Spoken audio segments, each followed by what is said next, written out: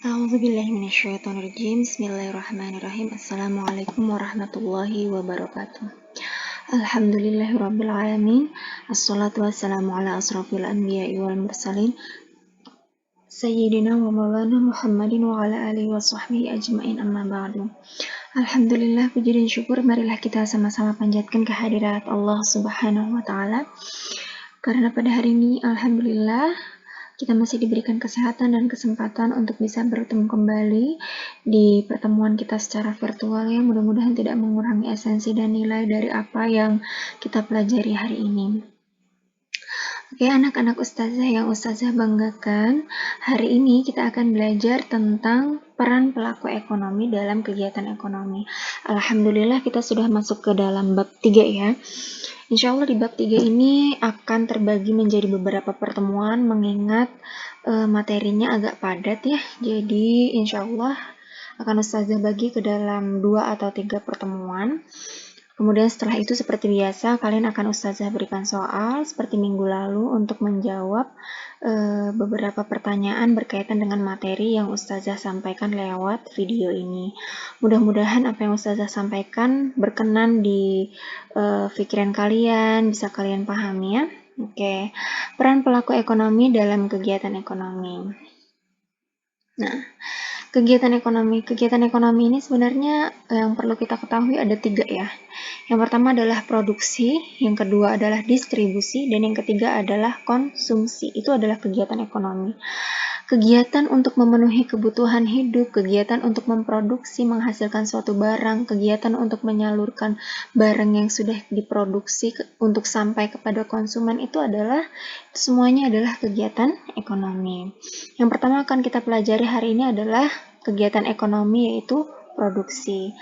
Produksi yang perlu kalian pahami adalah produksi ini yaitu kegiatan menghasilkan barang jasa atau menambah nilai guna barang jasa untuk memenuhi kebutuhan oleh produsen.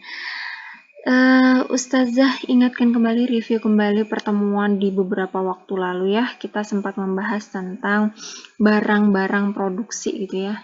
Salah satunya misalnya kayak gini. Kapas itu kan adalah barang produksi ya. Kapas itu adalah bahan baku. Bisa nggak langsung dikonsumsi atau dipergunakan oleh konsumen? Bisa ya. Tapi ada yang bisa menggunakannya dengan cara menambah nilai gunanya terlebih dahulu. Dengan cara apa? Kapas dipintal menjadi benang gitu ya. Setelah jadi benang bisa nggak dipergunakan ustazah? Bisa.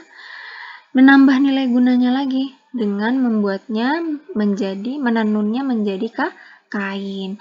Kemudian kain dijahit menjadi baju. Nah, inilah kegiatan produksi ya. Menghasilkan barang dan jasa atau menambah nilai guna suatu barang gitu ya untuk memenuhi kebutuhan produsen. Itu tadi kapas jadi benang, jadi kain, kemudian jadi pakaian. Itu adalah kegiatan produksi dengan cara menambah nilai guna barang atau jasa. Tuh. Ada nggak ustazah yang kegiatannya langsung menghasilkan barang atau jasa? Ya ada. Contohnya tadi, panen kapas. Kapas bisa nggak digunakan? Bisa. Biasanya dipergunakan untuk isiannya boneka gitu ya, isiannya bantal gitu ya. Nah, atau untuk kosmetik gitu ya, untuk membersihkan muka. Itu adalah kegiatan menghasilkan barang atau jasa, kegiatan produksi. Tidak hanya berupa barang. Kegiatan produksi ini bisa juga dalam bentuk jasa. Contohnya apa? Misalnya kayak salon, bengkel, itu kan tidak terlihat ya. Yang kita beli itu tidak bisa kita lihat barangnya, wujudnya ya, tapi bisa kita rasakan. Itulah yang disebut dengan kegiatan ekonomi yang menghasilkan jasa gitu ya. Mudah-mudahan bisa difahami. Kemudian, faktor-faktor produksi. Apa sih faktor produksi itu? Jadi, faktor produksi itu perlu dipahami dulu ya. Produksi itu kan adalah suatu kegiatan untuk menciptakan atau menghasilkan atau menambah nilai guna terhadap suatu barang atau jasa ya, untuk memenuhi kebutuhan seseorang atau badan usaha gitu ya. Nah, orang atau badan usaha yang melakukan kegiatan produksi itu disebut produsen ya. Kemudian, barang atau jasa yang dihasilkan dari melakukan kegiatan produksi tersebut disebut dengan produksi. Bahan-bahannya ya, bahan-bahan untuk memproduksi barang itu disebut dengan faktor produksi. Apa saja sih bahan-bahannya ya? Apa saja faktor-faktor yang bisa mendukung produksi itu sendiri? Yang pertama, sumber daya alam tak terbarui. Sumber daya alam yang tidak bisa diperbarui gitu ya. Contohnya kayak sumber daya mineral, baik itu batu bara, minyak tanah, tembaga, terus bahan tambang lainnya ya. Dia nggak bisa langsung diperbaharui gitu ya, karena akan habis atau tidak. Kalau dia habis, itu tidak bisa dimanfaatkan lagi gitu ya, habis. Kita harus menunggu waktu yang lama sekali untuk bisa menggunakannya kembali ya. Itu tadi faktor alam yang tak terbarui atau sumber daya alam yang tidak terbarui. Yang kedua adalah sumber daya alam yang terbarui. Sumber daya alam yang terbarui contohnya tanah pertanian, perkebunan, tambak ikan, air danau ya, hutan wisata, sungai dan lautan untuk sarana transportasi. Itu adalah sumber daya alam yang terbarui. Dia itu, faktor ini merupakan sumber daya alam yang dapat diperbarui atau diganti atau digunakan berulang-ulang dengan tanpa adanya keharusan untuk membudidayakannya dengan sebaik-baiknya gitu ya. Jadi tidak perlu ada budidaya, dia masih bisa dipergunakan berulang-ulang, berbeda dengan yang tak terbarui tadi gitu ya. Harus menunggu waktu yang lama untuk bisa dipergunakan kembali. Yang ketiga adalah sumber daya manusia. Sumber daya manusia ini adalah tenaga kerja. Tenaga kerja yang dimaksud ya, jadi tenaga kerja yang dimaksud itu bukan hanya buruh, karyawan, itu tidak hanya itu saja.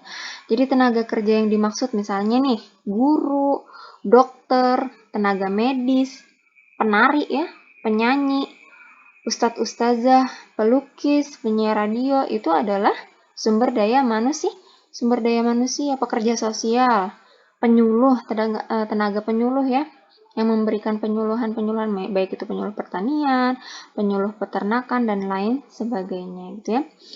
Kehadiran tenaga kerja ini dalam kegiatan produktif tidak bisa digantikan oleh mesin atau robot gitu ya.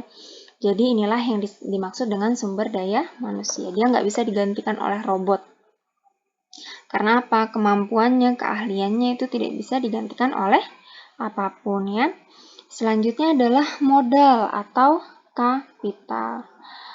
Modal adalah setiap benda ekonomi, baik itu berupa barang atau jasa ya. Selama ini kan yang kalian tahu modal itu adalah uang. Tidak. Modal itu tidak hanya berupa uang. Modal itu bisa berupa barang atau jasa. Semua barang atau jasa yang digunakan untuk memproduksi barang atau jasa lainnya itu disebut dengan modal. Uang juga gitu. Tapi kalau ada barang dan jasa yang digunakan untuk produksi itu juga disebut dengan modal. Selanjutnya adalah keahlian. Apa itu keahlian? Keahlian itu adalah keterampilan yang dimiliki oleh tenaga kerja atau sumber daya manusia. Keahlian merupakan faktor produksi yang berupa kemampuan, ya, keahlian profesional atau kecakapan seseorang atau sekelompok anggota masyarakat untuk merencanakan, melaksanakan, mengendalikan, dan mengawasi seluruh kegiatan produksi. Inilah yang disebut dengan keahlian. Kita lanjut.